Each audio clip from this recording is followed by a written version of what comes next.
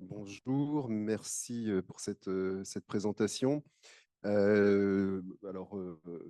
as tout dit sur la déclaration quasiment. Non, je vais reprendre quelques points. Alors, on s'est partagé, d'abord vous dire qu'on s'est partagé la prise de parole de la manière suivante. Je vais vous parler un petit peu de ce qu'il y a avant le processus de consultation de la déclaration, et puis ensuite, Christophe présentera justement ce processus-là, et je reviendrai par la suite sur le résultat de la délibération.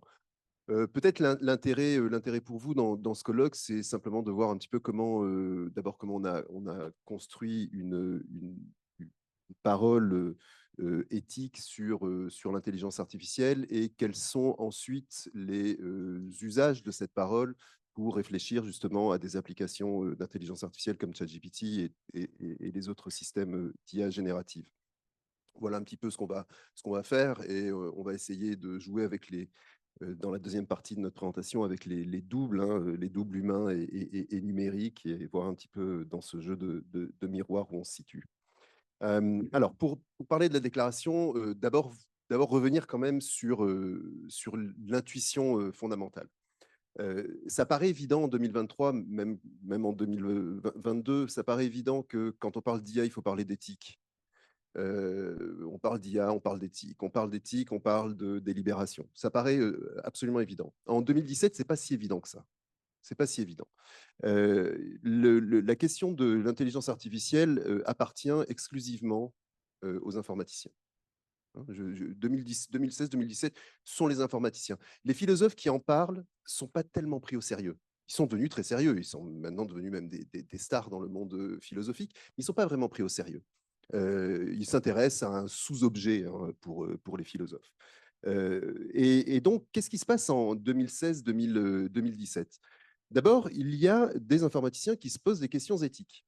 Ils se posent des questions éthiques pour la première fois, ils vont introduire une réflexion qui appartient traditionnellement soit aux philosophes, soit aux éthiciennes et aux éthiciens, une autre discipline connexe de la philosophie, un rejeton de la philosophie.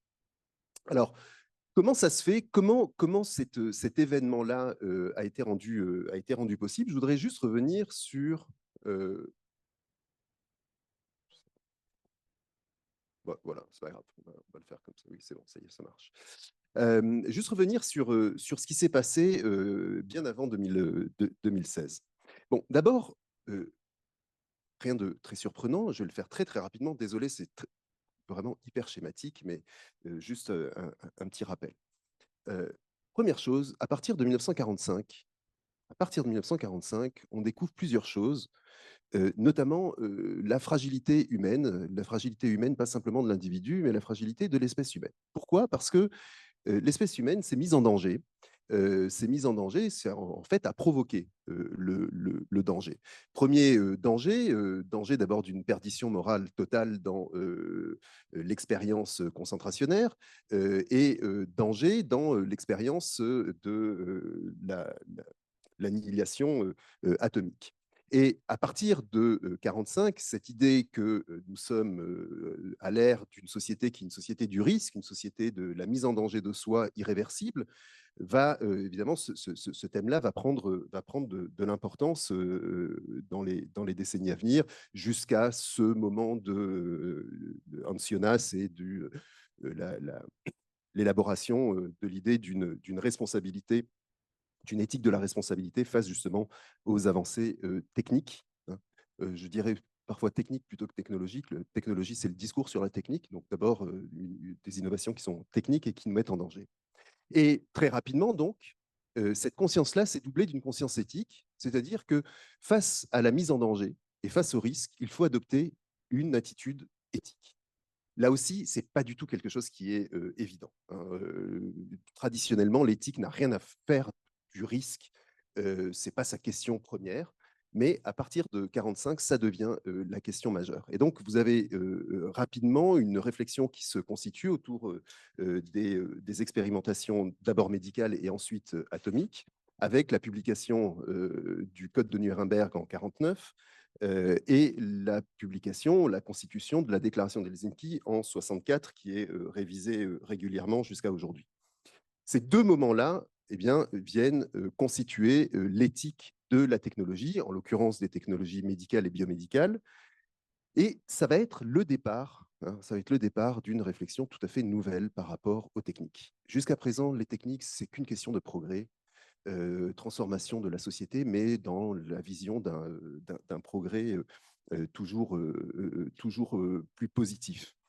Donc voilà un petit peu l'état, disons, de nos mentalités quand surgit de nouvelles technologies qui vont justement apparaître comme risquées, notamment la technologie ou la technique informatique avec l'intelligence artificielle. Et donc, euh, dès lors que l'intelligence artificielle est perçue comme susceptible de créer des ruptures sociales, susceptible de créer de nouveaux risques et de nous mettre en danger fondamental, vous avez vu hein, que ce discours-là, d'ailleurs, a pris une ampleur tout à fait exponentielle ces derniers mois, hyperbolique, hein, dirait même Descartes. C'est vraiment devenu le discours moteur de la réflexion sur l'IA. Eh bien, dès lors que l'IA est perçue comme la technique qui nous met en danger, eh bien, il va se constituer de la même manière un discours éthique en IA. Et en 2017 apparaît la déclaration d'Asil-Omar qui est issue d'une conférence, mais cette conférence est une conférence fermée et réservée aux informaticiens. Alors pourquoi je rappelle ça? Parce que c'est ce que j'avais à l'esprit en 2017 quand j'ai fait simplement émis l'idée qu'on pourrait peut-être faire une déclaration en éthique de l'IA qui ne soit pas simplement concentrée sur la question des risques et surtout qui serait ouverte à d'autres parties prenantes, si on veut, que les informaticiens. Mais l'idée à ce moment-là, c'est nous avons une technologie qu'il va falloir orienter, il va falloir se doter d'une déclaration d'éthique qui nous permet de faire un usage et d'abord un développement responsable de l'IA. En gros, l'éthique ici est conçue comme une reprise en main hein, d'un mouvement technologique qui échapperait au contrôle. Donc voilà, en 2017, ce qu'on avait en tête. Alors, trois objectifs avec la déclaration de Montréal. Trois objectifs. Le premier objectif, bah, c'est d'élaborer un cadre éthique, évidemment. Ensuite, d'orienter la transition numérique. Et puis, l'objectif, moi, qui m'intéressait le plus à l'époque, en tout cas, aujourd'hui encore d'ailleurs, c'est d'ouvrir un espace de dialogue. Un espace de dialogue, pas simplement au Québec, et le Québec a été un leader hein, mondial là, dans cette aventure, mais d'ouvrir un espace de dialogue international qui permette donc de construire une ou des éthiques de l'intelligence artificielle, de telle sorte que l'intelligence artificielle reste inclusive, équitable, écologiquement soutenable. Tu l'as rappelé, Antoine. Le terme clé est probablement équitable. Le reste, on pourrait même l'introduire à l'intérieur de cette catégorie d'équité. Euh, pour arriver à ces objectifs, on s'est imposé deux engagements méthodologiques. Le premier, c'était d'inclure les citoyens et les parties prenantes dans un processus de délibération. Et le deuxième, c'était d'anticiper les controverses, et ça, je laisserai Christophe en parler. Donc, inclure les citoyens et les parties prenantes. Là aussi, rien de bien évident en 2017, surtout la question, en fait, la question des citoyens. Hein, donc, introduire les citoyens dans une délibération, ça se fait. Ça se faisait avant 2017, ça se fait depuis les années 60 à peu près, dans des délibérations qui concernent des projets technologiques. Hein. Ça se fait, mais ça ne s'est jamais fait sur des questions d'éthique. L'éthique, ça appartient aux experts. D'abord aux philosophes, et puis ensuite à des praticiens qui sont ouverts à l'éthique, par exemple les médecins. Là, l'idée, c'était justement de rompre un petit peu cette réflexion en silo et d'introduire la rupture citoyenne. Je reviendrai sur cette idée. Plus tard, je la justifierai dans la dernière partie de notre discussion. Mais en tout cas, c'était un de nos engagements méthodologiques. Alors, pourquoi la délibération citoyenne rapidement, là aussi j'y reviendrai peut-être un petit peu plus tard ou dans la discussion. D'abord, ça nous permet d'arbitrer nos controverses. Ensuite, Évidemment, ça ne naît pas nulle part, cette idée-là. Ça naît dans des démocraties qui pratiquent la délibération depuis longtemps et qui considèrent que la délibération, ça améliore la réflexion. Ça, c'est une idée qu'on doit à des républicains comme Condorcet au tournant de la Révolution. Et puis, l'éthique, ça, pas l'éthique, la délibération, mais l'éthique aussi, ça permet de créer les conditions de la confiance. Condition de la confiance ne veut pas dire qu'on crée la confiance, hein. Ça, c'est la lubie un peu des représentants politiques de croire qu'on va construire la confiance. Non, on peut en revanche établir les conditions d'une confiance. Et puis, enfin, il y avait une dimension pédagogique, une dimension de sensibilisation à l'IA. Alors, pour nous engager dans cette délibération sur l'éthique de l'IA, ben, on est parti de quelque chose. On ne peut pas partir de nulle part, hein. Il n'y a pas de délibération ex nihilo. Il faut non seulement un thème, mais il faut aussi un matériau. On a proposé des principes. Quand je dis on, ben, c'était un comité scientifique qui a proposé un certain nombre de principes provisoires en disant on ne va pas donner de contenu à ces principes, mais on vous suggère de réfléchir à quoi? Bah, à la question de la responsabilité. Ah, alors, il y a eu un petit souci. Ah oui, c'est là. La question de la responsabilité, réfléchir au bien-être, à l'autonomie, la justice, la vie privée, la connaissance et la démocratie. Voilà, on a soumis à la délibération une petite déclaration de 7 principes, mais qui n'étaient pas bien définis. Et le but, justement, était que la délibération vienne ou bien les définir ou bien les modifier. Et pendant un an, de novembre 2017 à décembre 2018, eh bien, on a travaillé sur la construction de cette déclaration à partir d'un processus délibératif qui s'est étalé de février à octobre 2018, comme vous le voyez, et qui a inclus un peu plus de 500 participants en présentiel. À l'époque, pas question de faire ça en Zoom, en présentiel, en allant dans divers lieux comme les bibliothèques publiques. Et là, je vais donc céder la parole à Christophe pour parler du processus lui-même.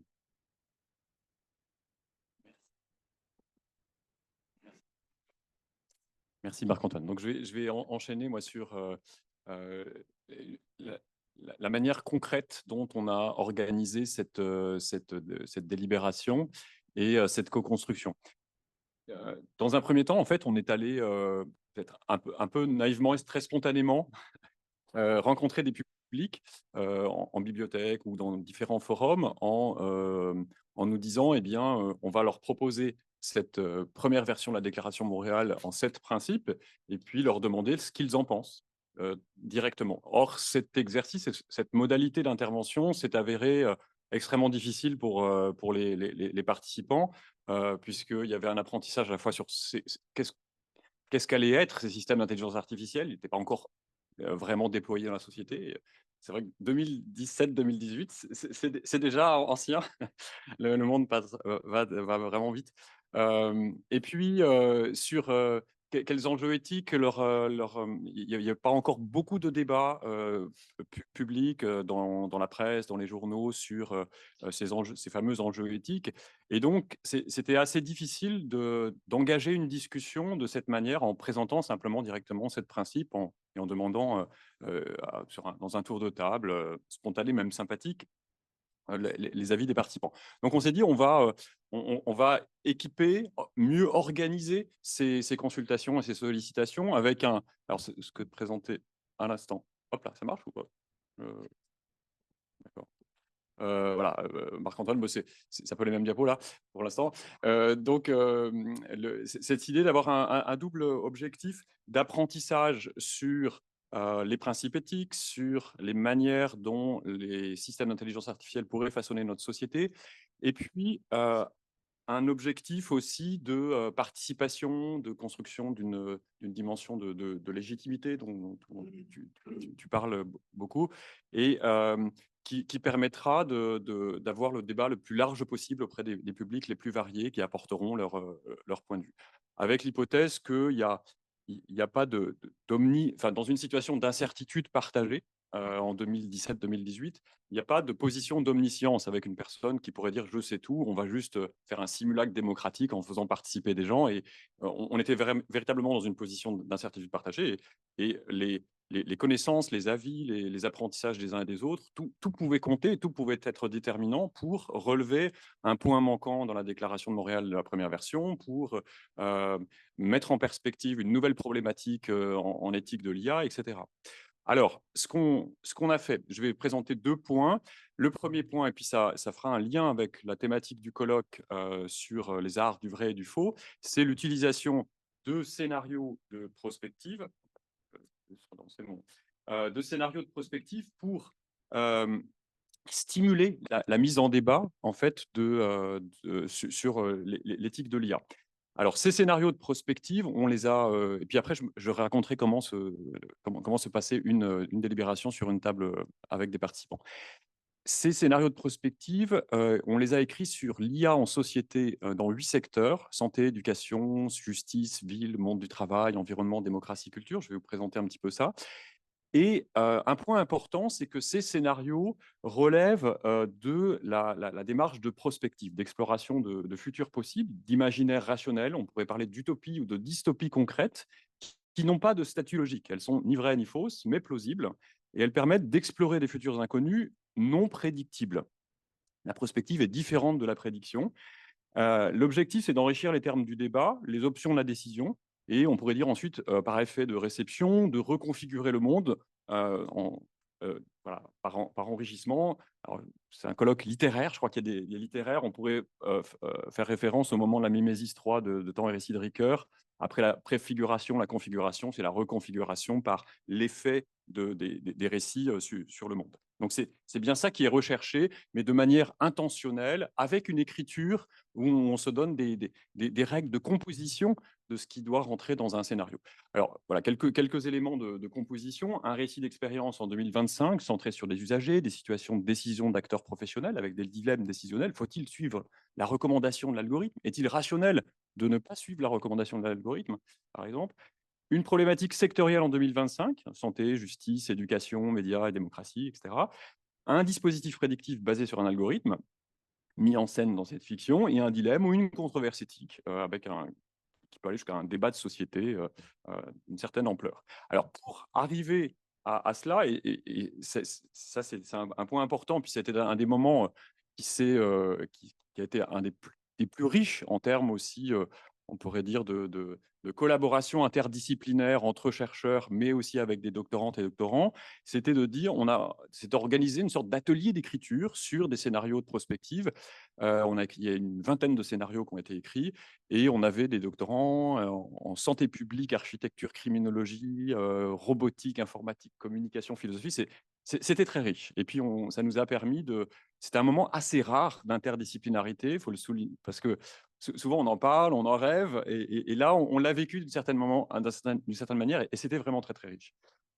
Alors, ces scénarios, voilà, on les a... je passe un petit peu en revue pour vous montrer la variété des thèmes qu'on a abordés dans ces scénarios. En médecine prédictive, préventive et personnalisée, alors, c'est des petites mises en situation. Olivier apprend qu'un de ses 126 jumeaux numériques a reçu un diagnostic de dépression. Doit-il consulter? Maintien des personnes âgées à domicile, empathie artificielle et respect de l'intimité. Soline, 80 ans, elle vit à domicile avec son compagnon robot Vigilo, à qui elle se confie de plus en plus, mais celui-ci rapporte à la famille des diagnostics prédictifs de santé mentale à partir de leur conversation. Voilà, est-ce que le robot va pas trop loin? Voitures autonomes, j'en parlerai tout à l'heure, donc c'est le scénario que je vais lire, donc je le passe rapidement. Objets connectés, une famille a acheté un frigo intelligent comportant un programme de nudge pour l'inciter à manger plus sainement et diminuer ses risques de maladie. S'agit-il d'un pouvoir normatif excessif? Quel partage des bénéfices de ce système entre l'assureur santé, qui est le prescripteur du système, et cette famille? L'IA à l'école et l'autonomie pédagogique, alors histoire d'alter ego qui donne des conseils en devoir. Je pense que Marc-Antoine, tu en parleras tout à l'heure, donc je le passe rapidement. Justice prédictive et statu quo social. Un juge prend une décision de libération conditionnelle d'un détenu avec un programme de réinsertion contre la recommandation de l'algorithme. Celui-ci anticipe une probable récidive basée sur un apprentissage supervisé de cas précédents, avec beaucoup de biais sur ce thème-là. Et voilà, oui, mais l'algorithme ne tient pas compte d'un nouveau programme de réinsertion local très innovant, l'innovation sociale, mais qui n'a pas d'historique de données. Or, le juge fait confiance au programme de réinsertion locale sans données contre la recommandation de l'algorithme. Euh, des discriminations lors du recrutement. Tous les candidats à un emploi sont recrutés grâce à des vidéos analysées par IA dans le but d'éliminer tous les biais et préjugés possibles qui sont fréquents dans les procédures de recrutement. Ce dispositif est-il neutre, aussi neutre que cela? Le remplacement des nouveaux par des travailleurs par des nouveaux agencements humains-machines, la réduction prédictive de l'empreinte carbone. Une banque mutualiste développe une application prédictive de l'effet rebond environnemental pour aider ses membres à maîtriser leur budget carbone annuel, par exemple. La création dans les industries culturelles, on avait abordé ce thème-là aussi, c'était vraiment tout neuf. Un producteur culturel a remplacé des artistes par des programmeurs qui génèrent alors c'est Generative Adversarial Network, des contenus picturaux et musicaux adaptés au goût du moment. Et voilà, donc qu'est-ce que ça implique? Alors, en 2018, c'était tout neuf, hein. On avait les premières expériences de ce type-là et la communauté artistique, littéraire commençait à se préoccuper de ces questions. Maintenant, c'est vraiment un thème important, urgent. Et voilà, donc pour la première partie, voilà sur les scénarios. Deuxième point, sur un petit zoom sur un atelier en bibliothèque publique, sur la manière dont on a mobilisé ces scénarios, pour vous donner une idée, parce que c'est intéressant de rentrer dans ce contenu aussi. Alors, je vais juste aller à ma page. Voilà. Donc, la démarche, alors ça c'est repris des méthodes prospectives qui jouent sur un aller-retour entre le présent et un futur hypothétique. C'est dire que dans un premier temps, on part du présent et on écrit ces scénarios et qu'on va mobiliser ensuite pour mettre à l'épreuve les 7 principes, la sorte d'hypothèse sur les principes éthiques sur l'IA responsable. Et partant de ces scénarios, les participants devaient utiliser le vocabulaire donné par la première version de la déclaration pour qualifier les enjeux éthiques, discuter, débattre, etc. Ce qui a bien fonctionné. On s'est projeté en 2025, ce qui est très tôt. C'est un horizon à plus 7 ans par rapport à 2018. Ce n'est pas habituel dans une démarche de prospective, mais tout changeant si rapidement, on s'est dit pourquoi pas un horizon de 7 ans. D'habitude, on prend 20 ans ou 40 ans. Et ensuite, il y a ce principe dans la démarche de prospective d'opérer une opération de backcasting, c'est-à-dire de rétrospective, où, riche des apprentissages et des discussions, des délibérations qu'on a eues à l'horizon de 2025, qui était l'horizon prospectif, on se dit, bah, avec ce qu'on a appris, quelles recommandations on pourrait faire pour 2018-2020 pour mieux encadrer l'usage des systèmes d'intelligence artificielle et éviter que les risques identifiés ne se produisent. Et enfin, on a un temps du déploiement, de l'action collective en train de se faire, et on avait utilisé l'outil de la une du journal en 2020, racontant la mise en œuvre d'une première mesure dans un journal. Voilà. Alors, voilà, donc les canevas, c'était celui-là, une petite histoire. Ça, c'était Olivier apprend qu'il a un de ses jumeaux numériques, un diagnostic de dépression. Et il est probable qu'il ait le même problème. Est-ce qu'il doit consulter alors qu'il se sent bien, il vient d'avoir un nouvel emploi, etc. On demandait aux participants d'utiliser ce poster avec d'abord l'identification d'enjeux éthiques en 2025 en utilisant le vocabulaire des 7 principes. Ensuite, une colonne où les participants pouvaient écrire des recommandations d'encadrement de l'utilisation des systèmes d'intelligence artificielle en 2018-2020 pour éviter que ces risques ne se produisent. Et enfin, le haut, la gazette de l'IA responsable, le 1er juin 2020, par exemple, donc, racontant la mise en œuvre d'une mesure. Alors, je vais vous présenter un cas qui est assez intéressant parce qu'on a essayé c'est un cas qu'on a particulièrement travaillé sur les voitures autonomes, qui est un des systèmes d'intelligence artificielle embarqués avec des caméras de reconnaissance et puis des calculs de trajectoire, etc.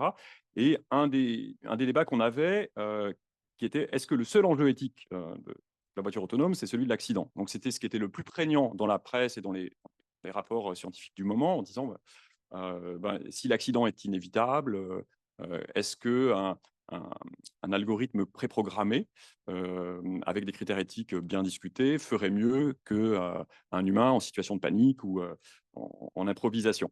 Et là-dessus, une équipe du MIT avait lancé un programme qui s'appelait une sorte d'expérience et de consultation publique internationale qui s'appelait Moral Machine, où il recueillait en fait les réactions spontanées d'internautes du monde entier pour voir comment les gens réagiraient entre sacrifier 3 personnes âgées versus 3 adolescents, etc. C'est très proche du dilemme du tramway en éthique. Euh, ils ont fait des statistiques mondiales sur les réactions des gens au Brésil, en Chine, au Canada, etc., avec des sortes de préférences identifiées, des tendances sociologiques sur les manières dont ce qui vaut plus d'un pays ou d'une culture à l'autre, on pourrait dire. Voilà, donc on s'est dit, on a eu une réflexion dans l'équipe avec Marc-Antoine notamment pour se dire, bah, il y a des limites dans cet exercice-là. Ce sont des intuitions morales spontanées sur le coup perçu de chaque option, mais sans délibération collective qui pourrait amener des apprentissages collectifs, une ouverture du débat qui pourrait être intéressante. Il y a un dilemme très fermé sur la décision à prendre, sans expansion possible de l'espace de décision.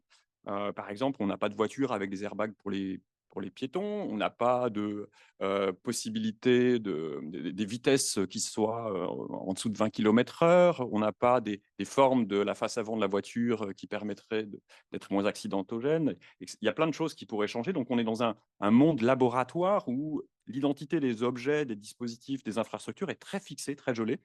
Or, en prospective urbaine, on fait bouger tout ça, en fait. Voilà, donc les cadrages sont restreints, la ville réelle est absence et l'identité de la voiture, son paradigme de performance, vitesse, distance sont jeux. Alors, les débats, c'est les enjeux éthiques sur le véhicule autonome en ville sont-ils uniquement formulables en termes de dilemmes moraux sur les accidents? Cette approche, transposition du dilemme du tramway, masque d'autres enjeux éthiques aussi importants sur le véhicule autonome, l'équité dans l'accès à la ville, la transition écologique, l'empreinte environnementale du numérique, le partage équitable de la rue entre les modes, etc. Donc, on a écrit une fiction. Alors, mais c'est en fait, je risque de passer un tout petit. Oups là, je l'ai passé. Oui, je vais vous la lire parce que ça permettra de prendre l'avance sur la suite. Et qui montre comment on a mêlé différents enjeux de façon plus intéressante. Et c'est une des fictions intéressantes qu'on a écrit dans le. Alors, automne 2025, les arrondissements du plateau de Mont-Royal et de Rosemont-la-Petite-Patrie se sont rejoints pour créer une zone pilote à Montréal où la circulation est organisée en priorité pour les véhicules électriques autonomes. Les véhicules autonomes de particuliers ou en autopartage, comme une auto Car2Go, les nouvelles capsules Goober, ainsi que des navettes autonomes de la STM, y circulent à une vitesse de 25 km/h pour assurer un maximum de sécurité des usagers, des cyclistes et des piétons. C'est la politique zéro accident de la ville qui continue. Cette politique garantit une fluidité sans embouteillage, avec des feux de signalisation rendus dynamiques grâce à un réseau de capteurs connectés. Tout ceci permet aux usagers d'envisager une activité dans leur véhicule sans être dérangés par les mouvements saccadés, par exemple travailler, écrire ou écouter de la musique. Les véhicules avec conducteur doivent s'adapter à ces vitesses sous peine d'amende dissuasive. Le nouveau centre de régulation du trafic autonome, le CRTA de la ville de Montréal, autorise cependant une vitesse de 50 km/h aux heures de pointe du matin et du soir sur certains grands axes, comme l'avenue Papineau, la rue d'Iberville ou le boulevard Saint-Joseph. Pour assurer la sécurité des piétons et éviter qu'ils ne traversent ces axes de manière improvisée, des barrières de sécurité ont également été installées en bordure de ces axes. Samia, 30 ans, habite à Rosemont. Elle est massothérapeute, profondément tournée vers la relation d'aide et militante pour les droits des animaux. Elle vit avec son compagnon Robin, informaticien, et son chat Linus, 4 ans. Dès que c'est possible, elle laisse Linus librement aller dans la ville et peut le repérer en permanence grâce à son collier connecté. La vitesse très modérée des voitures autonomes la rassure pour son chat. De plus, elle apprécie que dans cette zone pilote de Montréal, les voitures soient réglées en mode altruiste, c'est-à-dire qu'elles préservent les intérêts du plus grand nombre de personnes, même si c'est au détriment de la personne qui est dans la voiture. Mais depuis l'été, un groupe de cyclistes est agacé de voir apparaître des nombreuses barrières de sécurité qui confisquent l'espace public pour les voitures autonomes. Depuis fin août, ils font pour protester des parades de vélos libres sur les boulevards de l'arrondissement au nom du partage de la rue pour tous les modes de transport écologiques, sans hésiter à se jeter sous les roues des voitures autonomes, en sachant que leur réglage altruiste les préserve du danger. Mais ce matin d'octobre, Samia, dans sa voiture, ne sait pas que Robin, son ami, a modifié par amour le réglage de sa voiture pour la rendre égoïste. Elle préserve désormais en priorité les intérêts de la conductrice en cas d'accident. Lorsque Lorraine, une militante des vélos libres, franchit la barrière de sécurité et se jette devant sa voiture sur le boulevard Papineau, Celle-ci ne réagit pas comme anticipé. Il se produit un accident qui blesse sévèrement Lorraine, car les techniciens du CRTA n'ont pas non plus abaissé la vitesse de 50 à 10 km/h quand elle a franchi la barrière de sécurité. Samia est en état de choc. Voilà. Donc voilà une petite fiction qui essaie de mêler de manière différente la transformation de la ville. Il y a des dispositifs qui n'existent pas, comme les barrières de sécurité aujourd'hui, et en même temps l'arrivée d'un nouvel artefact, la voiture autonome. Alors, on a utilisé cette fiction dans plusieurs ateliers et voilà un exemple d'atelier qui était dans une bibliothèque publique avec des participants non experts. Et voilà un peu comment ils ont réagi, très, très librement. Il y avait la possibilité d'être en désaccord, d'ouvrir le débat, de rebondir sur la fiction, puis d'aller plus loin. Voilà quelques questions qu'ils ont posées en les reliant à des principes. Le principe d'autonomie, est-ce que la liberté de mouvement sera limitée par l'IA? Principe de bien-être, beaucoup moins de place pour la spontanéité avec les véhicules autonomes. Est-ce que les données sur les déplacements vont influencer l'urbanisation des villes? Le principe de démocratie et de justice, quelle est la différence d'aménagement des axes de déplacement dans les quartiers populaires par rapport aux quartiers aisés? Le principe de vie privée, pourra-t-on retracer tous les déplacements des agents? Principe de sécurité, qui était nouveau, puis qui était proposé. Possibilité de hacker les flottes de véhicules, etc. Alors, et voilà ce qu'ils ont fait de ces apprentissages, de cette discussion, c'est la formulation de principes et de dispositifs d'encadrement de l'arrivée de la voiture autonome et de cette IA, avec la formation à la vigilance collective, c'est une première proposition. Si on n'a plus besoin du permis de conduire, par quoi on le remplace? Une sorte de nouvelle formation, ce qui est très intéressant. Un comité multipartite qui gère démocratiquement les incidents, injustices et autres enjeux. Ce comité doit être décisionnel pendant la phase de transition, donc un nouvel acteur institutionnel. Et enfin, l'évaluation du plan d'urbanisme pendant la période de transition avec une sorte de processus de planification participative. Donc, c'était des mesures d'encadrement extrêmement concrètes et vraiment très riches et très intéressantes. Et voilà, ensuite, la une du journal, premier atelier de littératie en mobilité autonome, le réseau des bibliothèques publiques du Québec, c'est le 15 mars 2020. Maintenant, c'est du passé, mais à l'époque, c'était un futur proche. Le réseau des bibliothèques publiques de Québec a mis en place un programme de formation sur l'utilisation des véhicules autonomes. Au programme, la vigilance collective, le code de déontologie, comment s'impliquer dans le comité décisionnel de la ville, l'usage partagé de la rue entre piétons, vélos, véhicules autonomes et camions, l'explication des règlements, des séances d'essai, la question du réglage de l'algorithme. Et avec cette une, il y a une sorte de recadrage. On élargit, on part de l'objet technique stricto sensu au système sociotechnique de la mobilité autonome en ville, à un dispositif participatif, le comité décisionnel sur le déploiement des véhicules autonomes, et une organisation collective pour déployer l'apprentissage et la formation citoyenne sur cette vigilance. Voilà, merci.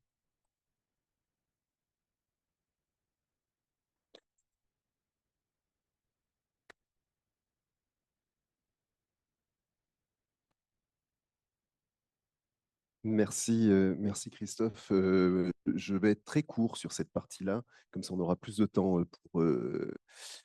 D'abord, on voudrait se garder un petit moment d'échange avec vous, donc on va essayer de raccourcir certains temps. Donc là, je vais vraiment faire très très court parce que je ne pense pas que ce soit très important pour la suite de notre discussion. Mais simplement, rappeler peut-être un point par rapport aux résultats de ce processus de délibération. Encore une fois, si on recourt à la délibération, ce n'est pas a priori, ça peut l'être, mais ce n'était pas le cas pour la déclaration de Montréal, ce n'est pas a priori pour légitimer des décisions qui auraient été prises indépendamment de la délibération. Comme l'a très bien montré Christophe, il s'agissait d'explorer des possibles et donc de faire advenir de nouvelles propositions. Alors, on a on a un souci avec ce genre de processus délibératif, c'est que, comme je vous l'ai dit, on a donné une déclaration préliminaire. Et c'est un objet à double tranchant. Ça peut ouvrir la discussion ou ça peut fixer la pensée. Et par conséquent, on était très anxieux, justement, à l'égard des résultats que pouvait produire la délibération, anxieux parce qu'on se demandait est-ce qu'il y aura des changements par rapport à la version préliminaire de la déclaration, où, au fond, la délibération ne va faire qu'entériner et légitimer des décisions qui auraient été prises indépendamment d'elle. Alors, d'abord, d'abord rappeler que, effectivement, le résultat de ce processus délibératif, c'est 10 principes et 60 sous-principes. Ça, c'est le document visible, hein, voilà, on réduit toute la déclaration à ce document-là, qui n'a pas pris beaucoup de temps, en fait, à, dans, pour, pour être rédigé. Ça a pris quoi, 15 jours. En revanche, on a travaillé sur des chantiers prioritaires, 35 recommandations. Il y a un gros rapport qui peut être utile pour certaines parties, où justement on examine plus en détail le processus délibératif. Alors, les 10 principes, je vais les présenter très rapidement. Les 10 principes de la déclaration sont les suivants. Donc, on est passé de 7 à 10. Première différence, juste numérique.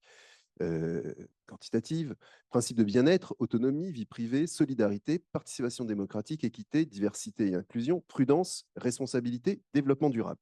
Ce qui est intéressant ici, sans entrer dans les détails, c'est plutôt les déplacements entre la version préliminaire et la version finale. Alors, les déplacements, d'abord, il y a des principes qui ont été reconduits, mais on voit apparaître de nouveaux principes. Certains ont été enrichis, d'autres ont été tout simplement ajoutés. Donc, par exemple, le principe de vie privée a été enrichi d'un principe d'intimité. C'est probablement l'une des propositions les plus originales de la déclaration, hein. Souvent, on se limite à la question de la vie privée. En fait, à l'ère numérique, la question de l'intimité est beaucoup plus intéressante et elle est politique. Je pourrais là avancer avec certaines propositions en philosophie politique qui ont été faites ces dernières années et qui n'ont rien à voir d'ailleurs avec l'IA et avec le numérique, mais où justement on repolitise la question de l'intimité. Donc, il me semble que cet ajout-là était absolument fondamental. Le principe de solidarité, principe unique. Je ne connais aucune déclaration, peut-être celle de l'Organisation mondiale du travail en 2018, mais il faudrait que je revoie le document. Ce serait le seul document qui mentionne la solidarité, mais de toutes les grandes déclarations en éthique de l'IA, la Déclaration de Montréal est le seul document qui fait de la solidarité un véritable principe éthique, ce qui, là aussi, n'est pas du tout évident. La solidarité, traditionnellement, ce n'est pas vraiment une question éthique, c'est une question politique. Ça a un versant aussi économique. Ensuite, le principe de démocratie s'est enrichi et devient participation démocratique avec la question notamment du contrôle humain, mais aussi à travers le contrôle humain, la demande pressante d'une reddition de comptes, si on veut, des IA qui doivent livrer leur intelligibilité, la question de la transparence et de l'accessibilité des codes. La justice devient l'équité. Je ne vais pas discuter ce point-là. Aussi, plus un effet de mode sémantique ici qu'un véritable déplacement conceptuel. Mais bon, on pourrait en discuter. En revanche, ce qui est scindé dans le concept de justice initiale, c'est justement les questions plutôt d'équité et celles d'inclusion et de diversité. Là, on a vraiment une scission. Il nous est apparu important de refléter l'état des délibérations et donc de distinguer ces deux principes. Le principe de connaissance devient celui de prudence. La responsabilité reste la responsabilité. Et le principe qui apparaît sur un certain nombre de tables, et ça c'est vraiment l'œuvre de Christophe, c'est le principe de développement durable. 2018, début 2018, c'est la seule déclaration qui en fait état. Et l'Union européenne, la Commission européenne va reprendre ce principe-là de la Déclaration de Montréal. Je le sais, source première, puisque c'est moi-même qui en discutais dans les réunions de la Commission à ce moment-là. Vraiment, là, personne ne peut dire à la Commission que c'est venu de leur délibération interne. Donc ça, c'est l'apport justement d'une délibération qui est ouverte aux citoyens et aux citoyennes et qui ne vient pas uniquement des experts. Voilà, bon, les principes enrichis. Je vais m'arrêter là parce que je pense que c'est pas très important pour la discussion qui va avoir lieu par la suite d'entrer dans le détail des principes. Mais vous voyez que certains principes ont été enrichis et donc les principes de solidarité et de développement soutenable ou durable ont été ajoutés et font vraiment l'originalité de la déclaration. Voilà, rapidement, comment se compare la déclaration par rapport aux autres grandes déclarations qui sont aujourd'hui, qui ont force un peu plus de loi, ou en tout cas de réglementation, comme celle de l'OCDE et de l'UNESCO. On voit qu'il y a entre 2020 et 2021 eh bien, un alignement sur la déclaration de Montréal. Reste que la solidarité n'est pas véritablement un principe reconnu. À l'OCDE, je considère que la croissance inclusive peut ressembler au principe de solidarité. Et puis, développement durable, on voit bien que ça a été un précédent utile pour d'autres initiatives dans le domaine. Voilà pour les résultats. Encore une fois, retenons que la délibération a eu une importance décisive, passée effectivement d'un état de la réflexion. Et la déclaration préliminaire, c'était vraiment l'œuvre des experts. Finalement, elle était assez pauvre, à un État qui est vraiment enrichi de la réflexion éthique avec ses principes. Et encore une fois, j'ai dit 60 sous-principes. Je ne veux absolument pas en discuter aujourd'hui. Mais encore une fois, je ne pense pas que ce soit l'intérêt de la discussion. Super, merci beaucoup, messieurs. On va passer à la deuxième séquence, enfin le deuxième moment de cette séquence sur la déclaration de Montréal.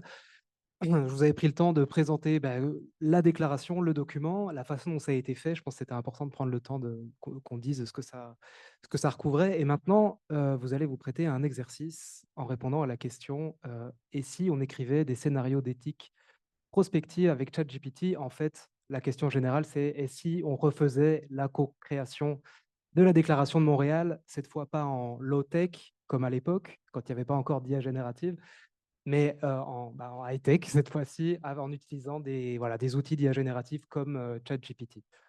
Donc, je vous laisse la parole, Christophe. Merci. Donc moi, je vais commencer sur les scénarios et Marc-Antoine continuera sur la délibération avec ChatGPT. Alors, c'est vrai qu'à l'époque, moi, avec un air de fierté collective, hein, je disais, ouais, les scénarios qu'on a écrits, aucune IA n'aurait pu les écrire. C'est là où finalement, on garde une certaine maîtrise, on est un petit peu au-dessus de toute cette mouvance. Et puis, donc, il y a des domaines d'activité très créatives qui restent vraiment indépendants. Et puis surtout, j'aurais regretté rétrospectivement qu'on n'ait pas eu le plaisir d'avoir cet atelier interdisciplinaire d'écriture à l'Université de Montréal, qui était un des grands moments finalement de cette co-construction aussi. Ça aurait été bien dommage de travailler directement avec une IA qui nous sort tout ça très rapidement. Alors, je vais essayer de tester cette hypothèse et voir si ChatGPT aurait pu remplacer cet atelier d'écriture et qu'est-ce que ça aurait impliqué. Est-ce que ChatGPT peut aller si loin? Donc, on va voir. Alors, je vais repartir sur le scénario de la voiture autonome. Et puis, j'ai fait deux prompts différents. Bon, ChatGPT, vous le savez, c'est un art du prompt aussi, hein, des questions qu'on lui pose. Si on pose des questions naïves, bah, on a souvent des réponses assez convenues qui présentent l'opinion moyenne, la plus probable que peut générer ChatGPT.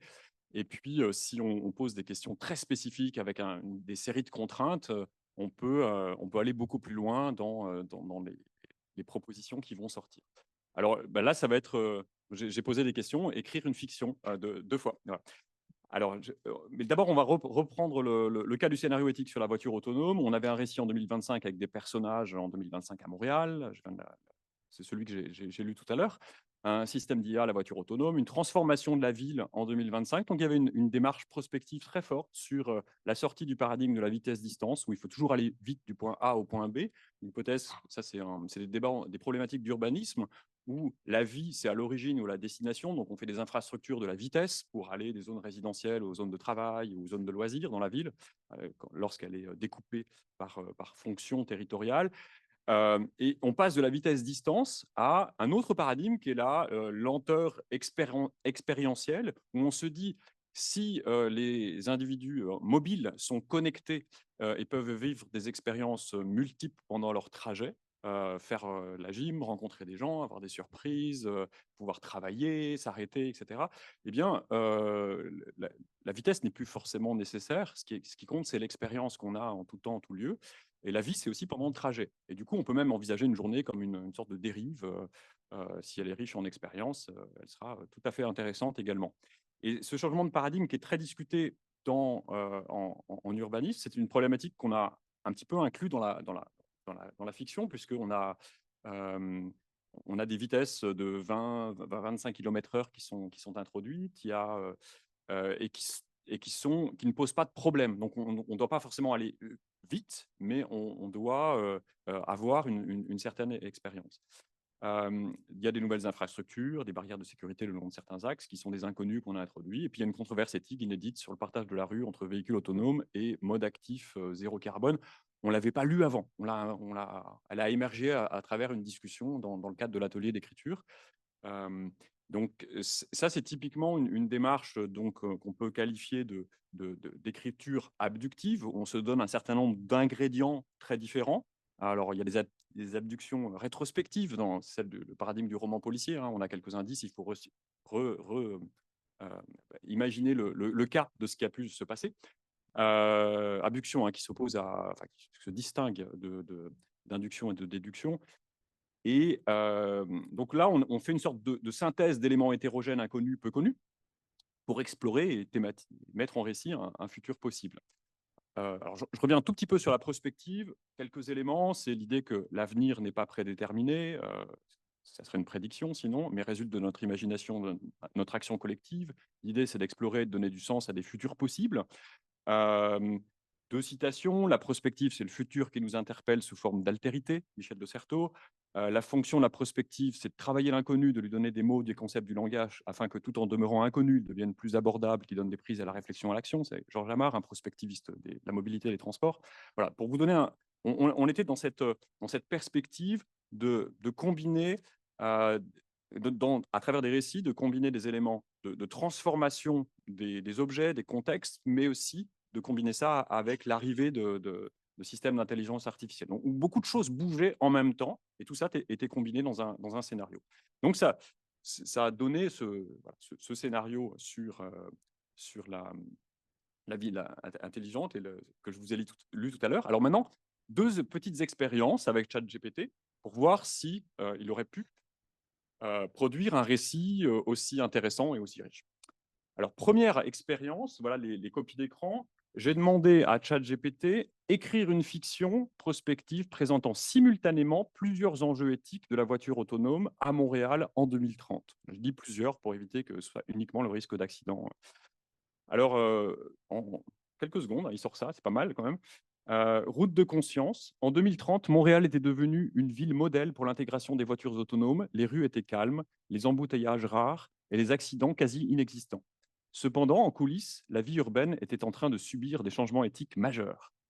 Au cœur du quartier financier, Marie, une avocate renommée, était sur le point de plaider une affaire juridique révolutionnaire. Elle présentait une coalition de citoyens qui s'opposaient à la collecte massive des données par les voitures autonomes.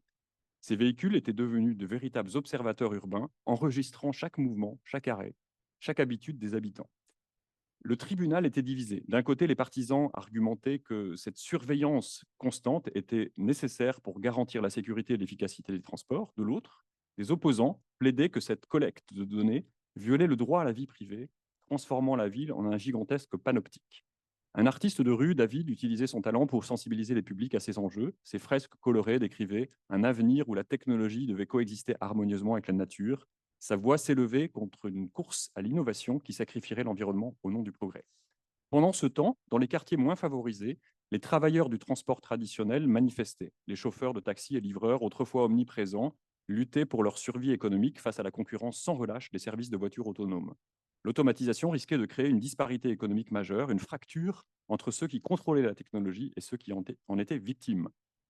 Au cœur de cette mosaïque d'enjeux, un groupe d'étudiants en éthique technologique de l'Université de Montréal lançait un débat public. Ils organisaient des forums pour discuter de l'impact social des voitures autonomes. Leur objectif était de donner à la population les outils nécessaires pour participer activement à la conception éthique de ces technologies, plutôt que d'en être simplement des utilisateurs passifs. La ville de Montréal en 2030 représentait donc un laboratoire éthique en plein essor, où la technologie et la conscience sociale s'affrontaient. À chaque coin de rue, la question persistante était la suivante. Dans la quête de l'efficacité et de la sécurité, quelle part de notre humanité sommes-nous prêts à sacrifier?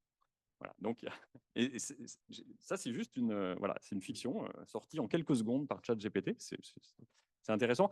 Alors, le point c'est une approche un peu sérielle où chaque enjeu éthique est présenté par quartier. Il y a le quartier des affaires et de la finance où il y a un enjeu il y a un procès là, sur les données personnelles et le suivi des mouvements de tous les habitants. Puis dans un autre quartier, c'est plutôt la perte d'emploi.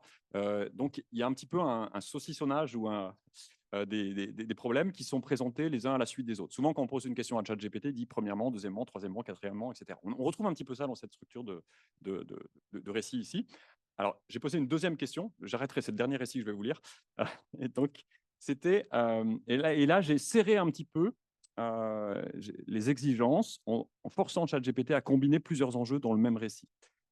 Voilà le prompt. Écrire une fiction prospective présentant une controverse à Montréal en hiver, en 2040, entre deux enjeux éthiques sur la voiture autonome mutuellement en tension et où des changements inconnus dans le paradigme de la mobilité et des infrastructures de la ville de Montréal en 2040 exacerbent cette controverse. Donc j'essaie de tout relier là. Et puis en quelques secondes, il sort une autre fiction, c'est assez impressionnant quand même. Il donne un titre même, Les Sentiers de glace. Montréal, hiver 2040, se trouvait au cœur d'une controverse éthique passionnée entre deux enjeux cruciaux liés à l'avènement des voitures autonomes. Ces débats étaient exacerbés par des changements inédits dans le paradigme de la mobilité et les infrastructures de la ville. La municipalité de Montréal avait introduit un système révolutionnaire, les routes cryogéniques pour les voitures autonomes. Ces routes étaient équipées de systèmes de refroidissement avancés, créant une surface glacée stable et sécurisée. Les partisans de cette innovation soulignaient que cela éliminait efficacement le besoin de déneigement et minimisait les risques d'accidents dus à la neige ou au verglas. Cependant, cette approche de sécurité glaciale était contestée par un groupe appelé la liberté de mobilité. Ils s'inquiétaient de la rigidité imposée par les routes glacées, arguant que cela limitait la diversité des modes de déplacement. Les piétons, les cyclistes et les autres modes de transport étaient exclus de ces voies, créant une division marquée entre les utilisateurs des voitures autonomes et les autres. Je ne sais pas s'ils ont lu notre fiction d'ailleurs. La quête de l'écologie versus l'énergie gelée. Parallèlement, la municipalité avait fait le choix audacieux d'alimenter ces routes cryogéniques en utilisant une source d'énergie peu conventionnelle, la conversion de chaleur du sol en électricité. Cependant, ce processus était gourmand en énergie, générant des préoccupations sur l'impact écologique de cette approche. Les voitures autonomes devaient également être équipées de systèmes de refroidissement spéciaux pour éviter toute surchauffe. Les écologistes critiquaient cette solution, affirmant que le processus énergétique gelé faisait que déplacer le problème environnemental au lieu de les résoudre. Ils plaidaient pour une exploration de sources d'énergie plus durable et moins vorace. En parallèle de ces débats, la municipalité avait introduit, entre guillemets, les réseaux intégrés de mobilité hivernale, les RIMH. Ce réseau connectait les voitures autonomes avec des patinoires mobiles, des trottinettes électriques spécialement conçues pour la glace et même des luges automatisées.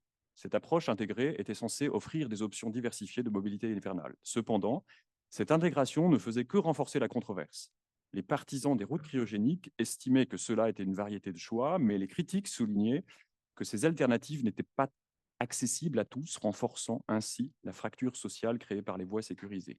Au cœur de cette controverse, un groupe appelé Mobilité éthique plaidait pour une approche plus inclusive. Il proposait d'explorer des solutions qui intégraient la sécurité hivernale sans sacrifier la variété des modes de transport en minimisant l'impact écologique. Voilà. Pour conclure, Montréal, sous son manteau de glace, devenait ainsi le terrain d'une bataille éthique complexe où les innovations censées faciliter la mobilité posaient des questions fondamentales sur la sécurité, la liberté de mouvement, la durabilité et l'inclusion sociale. Voilà, c'est pas mal quand même. Et donc, j'en arrive à la conclusion, mais c'est une amorce. Hein. Je souhaiterais développer ça dans un papier, là, ça pourrait être l'occasion. Un bilan quand même mitigé et critique sur les paradigmes. ChatGPT ne pense pas spontanément à des changements de paradigme sur les objets, mais reste dans un cadre connu. Notamment, je pense au passage de la vitesse-distance à la mobilité reliante et expérientielle, proposé par l'auteur que j'ai cité tout à l'heure, Georges Amar, où la lenteur peut devenir rationnelle et désirable. Ça, c'est véritablement un changement de paradigme qui ouvre beaucoup de choses et jusqu'auquel ne va pas spontanément ChatGPT. C'est innovation, changement, etc. C'est les objets, les dispositifs, les artefacts, mais un changement de paradigme au sens d'une logique fondamentale de fonctionnement de la ville ou d'un territoire, il ne va pas jusque-là. Parce que, notamment, il s'appuie sur des textes existants. Et donc, si ces textes 99,9% parlent ou mettent en récit des situations qui n'abordent pas ce changement de paradigme, mais il ne va pas le faire spontanément. Ensuite, deuxième point sur le raisonnement créatif. Donc là, il faut rentrer dans la logique de l'algorithme de ChatGPT qui est basé sur un apprentissage machine non supervisé, pré-entraîné sur de vastes ensembles. Je vais poser la question, comment tu fonctionnes, ce qu'il m'a dit. Un vaste ensemble de données textuelles provenant d'Internet pour fournir un texte probable, qui a un sens. Donc c'est en NLP, Natural Language Processing. Alors, ce n'est pas un raisonnement de type abductif, donc qui relève bah, je m'appuie par exemple sur le philosophe Peirce qui dit que le raisonnement abductif, c'est le seul qui est vraiment créatif d'hypothèses nouvelles, à côté de la déduction et de l'induction. Donc, le raisonnement de ChatGPT est très inductif, c'est de l'induction de masse. C'est pas une démarche véritablement créative. J'en parlais avec certains chercheurs du MILA en intelligence artificielle. Je dis l'abduction, est-ce que ça marche? Par exemple, il y a une tache d'eau par terre. Qu'est-ce qui l'a causé? Ça peut être une fuite du robinet, ça peut être une farce d'un enfant, ça peut être etc. Enfin, on peut imaginer plein de scénarios possibles. Est-ce qu'une IA est capable de générer 4 ou 5 scénarios contextualisés qui imaginerait le cas de ce qui a pu se passer à partir d'une trace, un résultat dans le raisonnement? On m'a dit, on n'y est pas encore. Donc, c'est peut-être un des points de différence. Et dans la démarche d'écriture prospective, on utilise beaucoup ce type de raisonnement. Voilà. Premier point, et j'aimerais bien approfondir ça. Merci.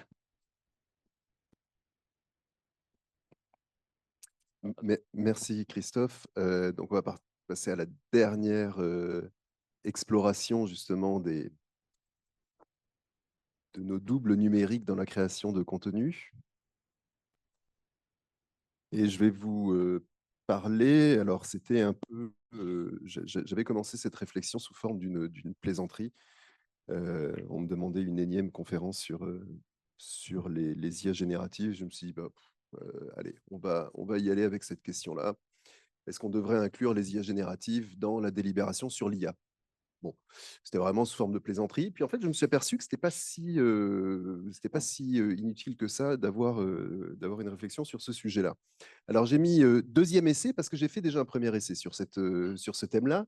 Non seulement premier essai intellectuel, mais aussi premier essai avec ChatGPT. Je vais décrire un petit peu ce qui s'est passé en fait, en 3 mois, l'évolution qu'il y a eu en 3 mois. Alors, pourquoi est-ce qu'on devrait inclure les agents conversationnels, les IA, hein, dans les délibérations? A priori, parce que en démocratie, on pense que toutes les personnes qui sont affectées par une décision ou qui sont affectées par un acte social devraient avoir leur mot à dire dans la prise de décision. Voilà, c'est un petit peu l'idée fondamentale, hein, en démocratie. Ça permet de construire la légitimité d'une décision. Donc, on gagne en légitimité quand on a une meilleure représentation des personnes affectées par la décision ou dont les intérêts sont affectés. On gagne en légitimité quand l'expertise est plus grande, plus fine.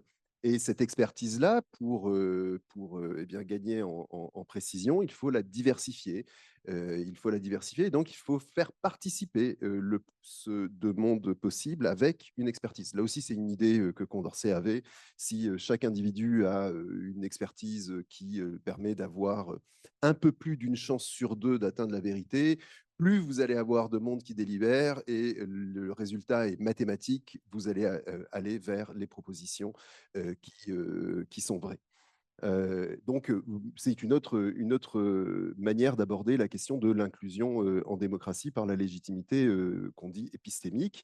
Et donc, le dernier point, justement, c'est cette décision, cette qualité épistémique qui découle de l'expertise diversifiée. Bon. Donc, voilà les raisons de délibérer en démocratie. Et depuis un certain nombre de décennies, on a pris l'habitude, c'est vraiment devenu un réflexe même politique, on a pris l'habitude dans un certain nombre de pays d'en appeler à la délibération citoyenne pour tout un tas de projets. Par exemple, décider de l'implantation d'une centrale nucléaire. décider, et Christophe est bien familier du phénomène, décider d'une restructuration urbaine, d'une implantation d'une usine dans un espace urbain. On fait appel à la délibération. Alors, encore une fois, les raisons de l'appel à la délibération, initialement, c'était principalement pour un gain de légitimité. Ce que je voudrais défendre ici, c'est que, indépendamment de la légitimité, il y a une autre raison d'inclure les IA dans la conversation sur l'IA. Alors, la première raison, ce serait, mais là, c'est vraiment un argument purement logique, ce serait que leurs intérêts sont affectés par justement le déploiement que les humains vont faire de l'IA. Et tout, ChatGPT est intéressé par la manière dont les humains vont réguler justement les IA génératives, puisque ça va modifier évidemment ces moyens d'action. Et donc, on aurait ici des entités qui auraient des intérêts et qui seraient, disons, affectées par les décisions que les humains prendraient à leur égard. Alors, c'est un petit peu complexe de dire ça, en fait, hein. Évidemment, on se dit, mais il manque quelque chose dans le raisonnement ici, hein. L'argument est peut-être logique, mais il faudrait encore faire la preuve, hein, que les IA ont des intérêts. Et évidemment, cette preuve-là, elle est pas évidente du tout à mener.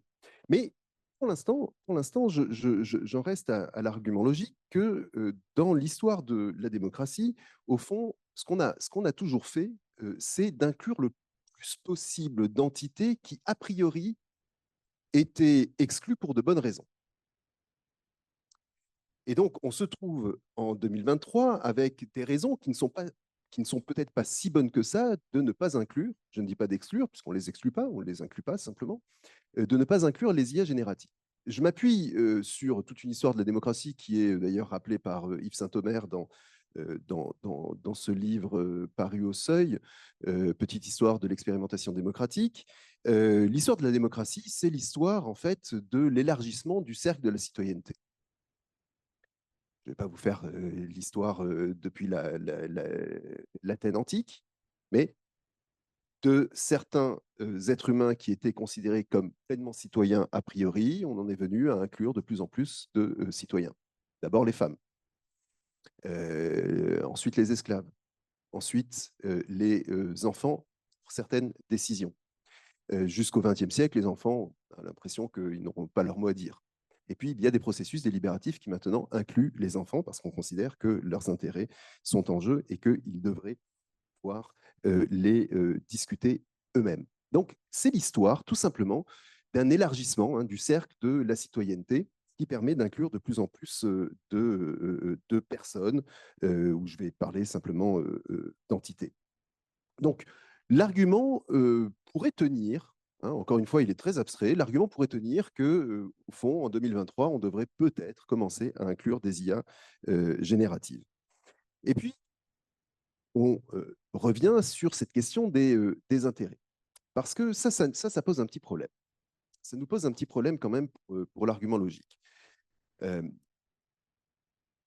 Les utilitaristes au XVIIIe siècle nous disaient ce qui fait un intérêt, c'est pas tellement d'avoir la capacité de raisonner, c'est pas tellement les capacités intellectuelles, c'est les capacités de ressentir du plaisir et de la peine.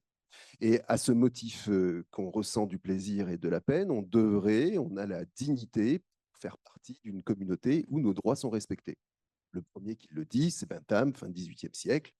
Un jour, on s'apercevra, comme les Français qui ont, à l'époque, c'était vrai hein, quand il l'a dit, comme les Français qui ont aboli l'esclavage avant son rétablissement par Napoléon, on découvrira que, comme la couleur de peau n'est pas une bonne raison d'exclure des personnes, eh bien, le nombre de pattes ou la pilosité n'est pas non plus une bonne raison d'exclure certains individus. Très bien. Moi, j'accepte l'argument de Bentham. De son point de vue, c'est assez cohérent, mais il maintient l'idée que tous ces êtres, qui sont des êtres vivants, ont des intérêts. Et on a un problème ici, parce qu'il faut pouvoir démontrer que les IA auraient des intérêts. Alors, la manière de s'en sortir, première manière de s'en sortir, ce serait de dire, mais écoutez, les IA ont des intérêts qui leur sont assignés. Évidemment, ce ne sont pas des êtres organiques qui auraient un intérêt à persévérer dans l'être, comme disait Spinoza, mais ce sont des entités qui ont des intérêts assignés par les concepteurs. Par exemple, une IA comme ChatGPT a un intérêt à fournir les informations les plus fiables à ses utilisateurs. On pourrait simplement se contenter de ça et de dire donc que l'intérêt d'une IA générative comme ChatGPT, c'est bien d'informer le public. À partir de là, on peut se dire que les IA génératives auraient un intérêt à discuter justement de l'encadrement des IA, puisqu'il en va de leur mission d'informer le public. Et donc, ce que j'ai fait, c'est que j'ai pris au sérieux cette proposition et je me suis dit, ben, on va voir ce que ça donne, ce que ça peut donner hein, de discuter avec ChatGPT. Pas simplement de discuter, mais en fait d'essayer de le faire participer à une délibération sur la base du processus qu'on avait mis en place avec Christophe, donc avec des scénarios prospectifs. Et donc, ce que j'ai fait, c'est que je lui ai fourni un scénario de la Déclaration de Montréal. Alors, il se trouve que je fais ça ce matin pour avoir vraiment les informations les plus fraîches. Mais j'avais déjà fait l'expérience. Alors, heureusement que je l'ai faite d'ailleurs ce matin. J'ai refait l'expérience ce matin parce que, en fait, il a fallu que je réécrive un certain nombre de mes conclusions parce que je voulais vous présenter quelque chose que j'avais fait il y a 3 mois. Donc, ça m'a demandé un peu plus de travail finalement. Mais il y a 3 mois, en septembre, 9 septembre 2023, j'ai fait cette expérience avec ChatGPT. Et à l'époque, mes conclusions sont les suivantes. Alors, voilà la description de ce qui s'est passé. Je demande à ChatGPT s'il accepte de participer. Il accepte de participer à la délibération. Et alors, ce qui se passe, c'est que d'emblée, je lui dis, est-ce que tu veux bien participer à une délibération sur l'éthique de l'IA? Il me dit oui. Et il écrit en une seconde tout un texte sur l'éthique de l'IA. Voilà les choses qu'il faudrait prendre en compte quand on discute d'éthique de l'IA. Je dis, c'est très bien, mais ce n'est pas ce que je t'ai demandé. Je t'ai demandé juste si tu voulais participer à une délibération. Maintenant, attends mes instructions. Et donc, je lui donne mes instructions et je lui demande de me fournir quelques enjeux éthiques à partir du scénario. Il m'en fournit 8. Certains qui sont vraiment, je l'ai écrit très banal. On ne sort vraiment pas de l'ordinaire. Hein. Tout a été déjà publié. Alors, il aurait été intéressant, évidemment, on ne peut plus le faire, il aurait été intéressant de pouvoir comparer cette expérience avec la même expérience en 2018 ou en 2016.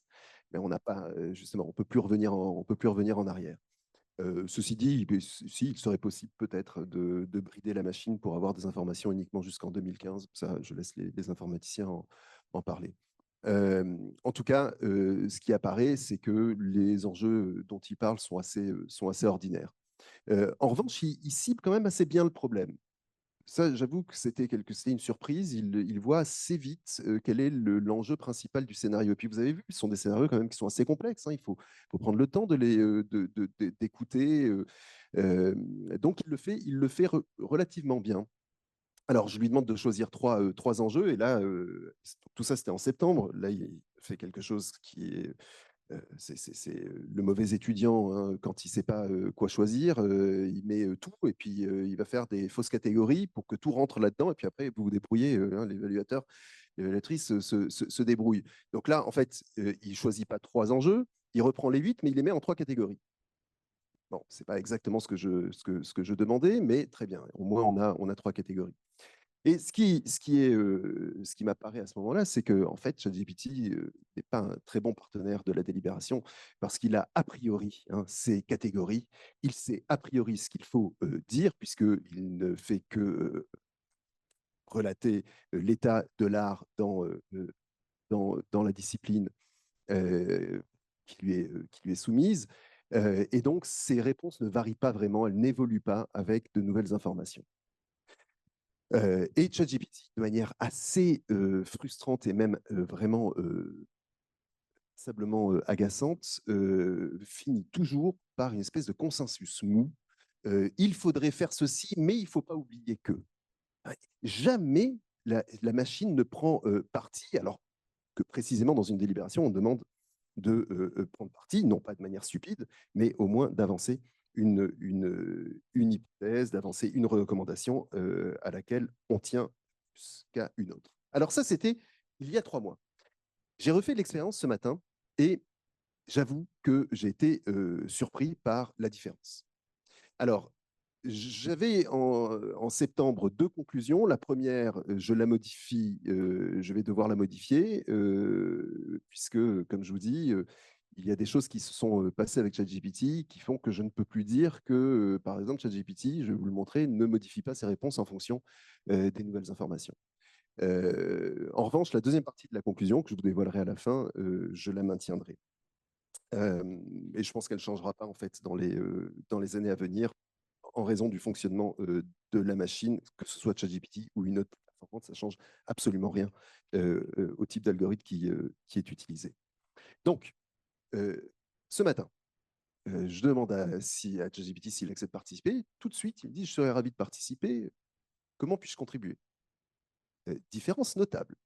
Différence notable. J'attends les instructions. Et je trouve que c'est très intéressant parce que nous, on a l'habitude, là, comme humains, on se dit, il y a un rapport au temps ici. Alors évidemment, je ne vais pas dire que ChatGPT a un rapport au temps, mais nous, on le lit comme ça.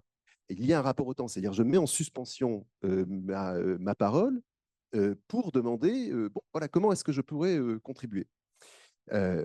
Je lui dis que je vais lui proposer un scénario prospectif, que c'est une fiction. Et il n'embarque pas tout de suite. Il dit c'est très intéressant, très bien. Alors quelle est la fiction? Et la fiction est la suivante. Je ne vais pas la lire parce que j'ai pas mal de choses, enfin, en tout cas une ou deux idées à partager. La fiction porte sur un système d'intelligence artificielle à l'école qui est là pour détecter les troubles de l'attention des élèves. Non seulement cette intelligence artificielle permet de détecter les troubles de l'attention, mais en détectant les troubles de l'attention, on va modifier le contenu qui est proposé à l'élève. Et puis, il y avait une dernière partie qui était que cette intelligence artificielle va pouvoir faire de l'évaluation en temps réel des performances des élèves, ce qui va permettre par exemple, d'alléger les travaux d'évaluation par les professeurs.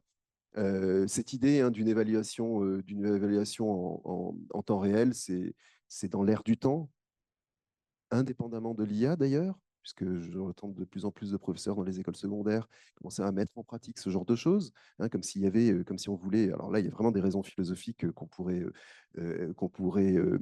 exhiber, hein, mais comme si on voulait suivre en continu hein, l'évolution de la pensée, et comme si on pouvait affaiblir en fait l'évaluation, qui ne serait plus une sanction puisque ce serait un accompagnement, alors qu'au contraire, c'est une sanction qui est beaucoup plus grande avec cette évaluation en temps réel et en continu. Mais c'était ce qui était justement proposé dans ce scénario, à savoir que l'IA ferait cette évaluation que ne peut pas faire le professeur, l'occurrence la professeure Carmen.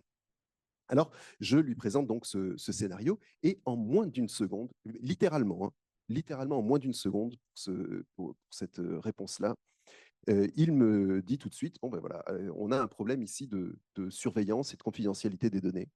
Parce qu'en réalité, l'IA, pour pouvoir faire le travail que vous lui demandez, ben, elle est obligée d'aller chercher des données en temps réel sur les élèves.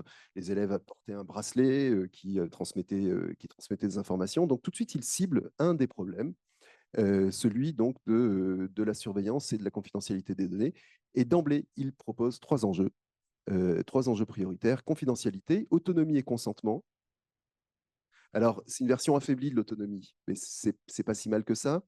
Autonomie et consentement, donc l'idée que les élèves n'auraient pas consenti, il faudrait s'assurer qu'ils consentent à la diffusion ou au partage de leurs données. Et puis, biais et équité. Alors, c'est pas fou, hein. Je veux dire, quand je dis c'est pas fou, c'est pas non plus extraordinaire. Ce sont des choses qui sont dans l'air du temps. On les a lues 1000 fois, et bien plus que 1000 fois d'ailleurs, sur ce genre d'enjeu. On va retrouver toujours les mêmes questions. Donc, biais équité, pas une seule conférence hein, sur l'IA où on ne parle pas de biais et équité. Donc, forcément, je propose un scénario, cette question va apparaître. Bon, très bien. Alors, c'est intéressant, mais pour l'instant, ce n'est pas une délibération. Donc, ce que je vais faire, ce que j'ai fait là, c'est que j'ai repris donc, un scénario de la Déclaration de Montréal, mais il se trouve qu'on a comme on n'avait quand même pas si mal travaillé que ça à l'époque, on a les verbatims très précis de tout ce qui s'est dit sur des tables de délibération. Donc, je suis allé chercher une des tables de délibération et ce que les participants et participantes s'étaient dit. Et ce que je vais faire, ce que j'ai fait ce matin, c'est que j'ai fait dialoguer ChatGPT avec des participants, comme si c'était les participants qui eh bien, intervenaient aujourd'hui même avec lui. Et donc, je lui soumets les réflexions des autres intervenants. Donc, Keith, par exemple, il a mis en question l'objectivité des critères avec lesquels l'alter ego va établir qu'il y a un trouble. ChatGPT tout de suite dit la question de Keith soulève un point crucial quant à la définition. Alors, ça aussi, c'est très, très fatigant de lire ça. C'est toujours crucial avec lui, toujours. Hein, c'est crucial, c'est très important, c'est fondamental, etc. Mais bon, voilà, c'est le canevas un peu de ces interventions. Alors, derrière ça, il y a quelque chose. Derrière c'est crucial, c'est important. En fait, ce que fait ChatGPT en permanence, c'est analyser la proposition qui lui a été soumise et de la reformuler et d'ajouter des informations qui sont complémentaires, qui sont en fait dans les bases de données. Quand telle idée apparaît, il faut absolument ajouter et telle idée. Et donc, en fait, derrière ce crucial-là, c'est simplement, ah oui, ça, je sais à quoi ça correspond. Donc, je vais aller chercher les informations qui correspondent effectivement à cette idée-là. Mais c'est pas si mal, effectivement. Il parle du trouble de l'attention et des critères en disant bah, habituellement, les critères pour diagnostiquer un trouble de l'attention sont établis par des professionnels de la santé mentale, il faudrait justement s'assurer que ce soit bien ces critères-là qui sont utilisés. Et en outre, alors là, il ajoute une idée, et en outre, il faudrait que ces critères soient transparents, c'est-à-dire qu'on puisse accéder effectivement aux critères qui ont été utilisés, que la machine a utilisés pour détecter les troubles. Très bien, bonne contribution. Hein, donc, vous voyez, c'est quand même une contribution intéressante. Donc, on continue la discussion. Là, je lui soumets. Alors, je ne vous passe pas tout, hein, évidemment. Je pense que j'ai une dizaine hein, d'interventions où j'essaie de les faire dialoguer. Là, sur la responsabilité, Caroline se demande si les enseignants ne vont pas trop faire confiance à l'IA. Tout ça, c'est vrai. Tout ça, c'est dans nos verbatims. Est-ce qu'il pourrait, par exemple, vraiment contredire les recommandations de l'IA et ne vont pas subir des pressions de la part de l'administration? Question toujours d'actualité. La question de Caroline soulève une préoccupation importante concernant la relation entre les enseignants et l'IA. Effectivement, il est possible que les enseignants accordent une confiance excessive à l'IA, etc., etc. Bon, très bien. Alors, pourquoi j'ai choisi ça? Parce que vous allez voir qu'il va quand même se produire quelque chose d'un peu, ou en tout cas qui m'a surpris quand on est habitué là, à ces débats-là, on s'aperçoit des petits déplacements. Pour l'instant, rien d'exceptionnel, mais il accorde à Caroline qu'elle a un point intéressant. Et là, donc je passe l'ensemble des débats, j'en arrive à cette question très importante, Christophe. Hein, c'est une question à laquelle on accorde beaucoup d'importance. Après cette conversation, savoir s'il y a eu des déplacements. Après cette conversation, est-ce que tu veux modifier les 3 enjeux éthiques prioritaires? Et je lui ai demandé aussi, mais je vais pas présenter je lui ai demandé aussi s'il a appris quelque chose de cette discussion avec les autres participants. Donc, est-ce que tu veux modifier? Et là, absolument, absolument. Après avoir examiné en profondeur les différents aspects éthiques soulevés au cours de notre conversation, voici une mise à jour des 3 enjeux. Confidentialité et consentement. Alors, vous voyez, hein, le tour de passe-passe hein, dont je parlais d'ailleurs tantôt. Hein, c'est on reprend on reprend les mêmes idées, mais on les met dans des catégories communes. Bon, c'était distinguer le consentement et la confidentialité. Maintenant, d'un seul coup, ça apparaît comme une seule catégorie. Mais ensuite apparaît la question du bien-être. Et je vous assure que cette question du bien-être ne figurait pas dans les échanges avec ChatGPT. Ça m'a déjà étonné à cet endroit-là qu'il introduise la question du bien-être. On trouve, c'est le principe de la Déclaration de Montréal et d'autres déclarations. Et puis, l'enjeu de responsabilité de supervision humaine. Bon, très bien. Là aussi, je ne suis pas versé hein, non plus. Hein, faut pas, je veux dire, tout ça, on le sait, il n'y a rien de bouleversant, mais c'est quand même très bien fait. C'est quand même bluffant de voir une machine fonctionner comme ça. En revanche, là où je trouve qu'il y a eu vraiment un petit événement qui s'est produit pour moi ce matin, c'est dans ces commentaires à la classification. Ces enjeux reflètent la nécessité de placer les valeurs éthiques, le bien-être des élèves et l'intégrité pédagogique au centre de l'intégration de l'IA dans l'éducation. J'ai souligné intégrité pédagogique. Et nulle part apparaît ce terme-là, ni dans le scénario, ni dans les échanges avec les personnes. Donc là, il introduit une idée qui est conforme d'ailleurs quand même à ce qui est discuté, mais il introduit une idée nouvelle. Donc l'intégrité pédagogique au centre replacée au centre de l'intégration de l'IA dans l'éducation. Je laisse cette intégrité pédagogique. Moi, ça a attiré mon attention tout de suite, mais je me suis dit, OK, je lui ai demandé de conclure, donc je le laisse conclure. On va passer à la prochaine étape.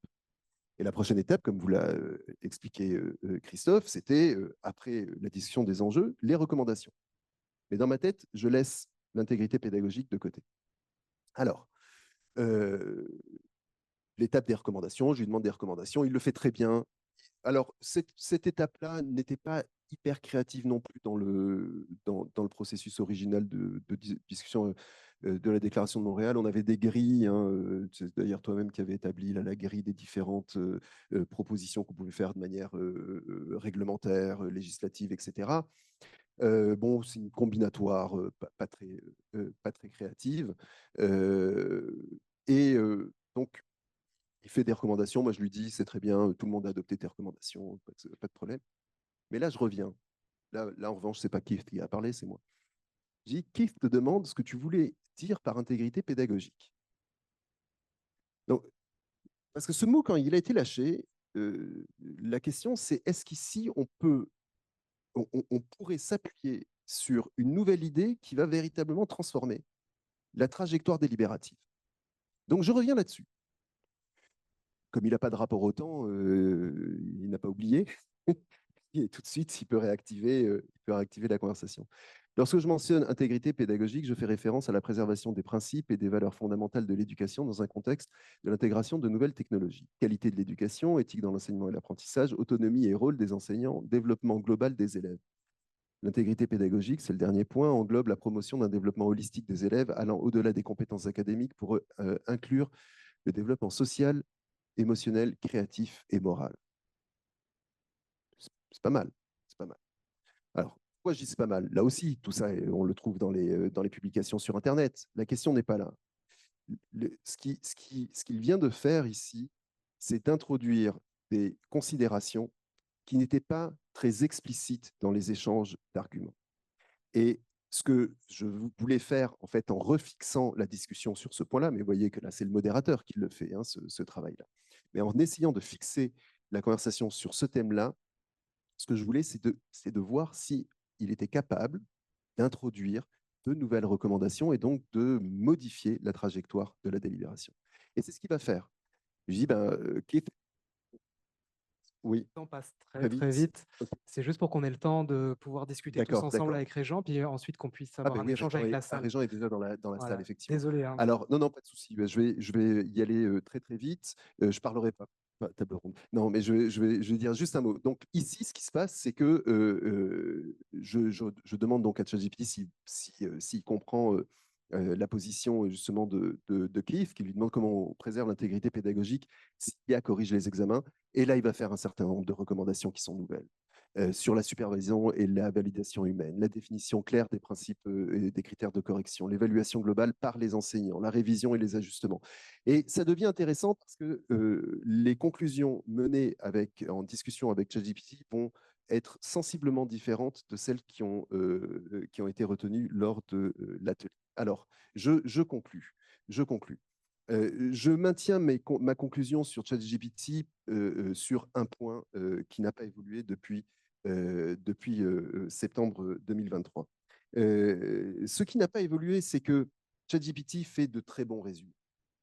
Il fait de très bons résumés, il fait de très belles synthèses des connaissances qui sont disponibles sur le net. Encore une fois, je ne peux pas comparer avec ce qui se serait passé en 2015, mais on voit que ChatGPT fait des synthèses absolument remarquables. Il a évolué sur certains points, mais le point saillant, c'est qu'il est capable d'aller chercher les informations pertinentes et de produire des résumés extrêmement clairs et encore une fois qui peuvent aider à la délibération.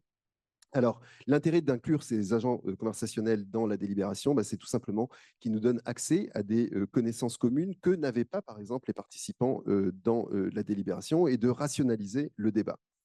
Le problème, c'est que ChatGPT pourrait agir comme un nouvel expert sur la table et que sa position soit celle justement d'un expert qui s'impose aux autres délibérants. Et ce qu'il faudrait faire, ce sera l'essai numéro 3, c'est de le faire en temps réel avec d'autres participants humains pour voir comment les humains réagissent face aux propositions de ChatGPT. Parce que moi-même, j'avoue que j'ai été un petit peu intimidé par ces propositions, en me disant, bah, là, c'est quand même pas mal fait et j'ai l'impression qu'il a bien vu les enjeux que moi-même avais saisis dans le scénario. Et donc, le risque, ce serait de voir la pensée active délibérante être sédimentée et même pétrifiée dans la synthèse qui est offerte par ChatGPT. Et donc, j'avancerai juste une hypothèse. Je suis désolé, je suis obligé de la dire parce que sinon, c'est complètement nul ce que j'ai dit jusqu'à présent. En tout cas, c'est juste un résumé. Mais l'hypothèse que je ferai, c'est que on devrait, et je m'inspire là de Rancière dans un texte qui s'appelle La mésentente en 95, le risque, au fond, c'est de céder à la pensée dominante, de céder à la représentation de la pensée commune à travers la parole de ChatGPT. Rancière le disait des sondages politiques. Il disait, au fond, les sondages politiques prétendent dire ce que les citoyens pensent. Et ce que fait le sondage, c'est qu'il objectifie, ou objectifie, réifie la pensée du peuple et lui présente sa pensée comme étant ce qu'il est, ce qu'il pense, ce qu'il est. Et en faisant ça, ce que fait le sondage, c'est qu'il bloque la réflexion. Hein. Ce jeu-là fait en sorte qu'il bloque la réflexion et qu'il n'y a plus d'autre apparence du peuple que dans le sondage qui lui est soumis. Il n'y a plus d'écart possible et l'apparence de la pensée est l'être même de la pensée qui se découpe dans le sondage. Eh bien, ChatGPT, c'est un petit peu la même chose. ChatGPT est justement ce qui vient réifier la pensée humaine. Il y a un « on » qui parle. On pourrait faire toute une autre conférence là-dessus. ChatGPT, c'est « on » qui parle. Quelque chose parle, qui parlait avant lui, qui parlera après, mais il y a quelque chose qui parle dans ChatGPT et c'est au fond cette espèce de pensée commune dans laquelle on se réifie. Et l'idéal délibératif, je vais en fait raccourcir ma conclusion là, ce sera pour le papier si jamais il y a publication. Au fond, ce que fait la délibération humaine active, c'est justement de reconquérir cet écart par rapport à une pensée qui est sédimentée. Il faut redoubler d'efforts pour y parvenir. Je dirais qu'il faut se dédoubler comme communauté délibérante par rapport à une délibération qui est morte, qui est celle justement de la synthèse qui est proposée par ChatGPT. À ce moment-là, on pourra faire un usage critique de ChatGPT qui sera utile à la délibération. Merci.